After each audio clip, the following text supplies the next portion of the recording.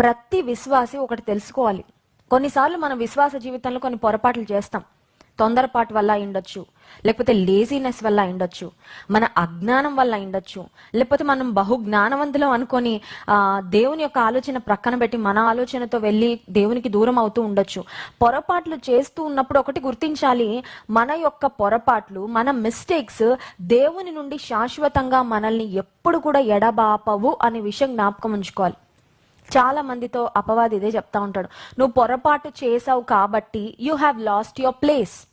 ఇంకా దేవుని దృష్టిలో నీకు ఇంప్రెషన్ లేదు, ఇంకా దేవుని ప్రేమకు నీవు అర్హురాలివి కాదు, ఇంకా దేవుడు నిన్ను క్షమించడు, ఒకవేళ నువ్వు మళ్ళీ మందిరానికి వెళ్ళడానికి నీకు అవకాశం లేదు, ఇంతకు ముందులాగా నువ్వు దేవుణ్ణి ఇంకా ఆరాధించకూడదు, ఇంతకు ముందులాగా ఇంకా నువ్వు దేవునిలో ముందుకు వెళ్ళడానికి అవకాశం లేదు అని అపవాది అంటాడు.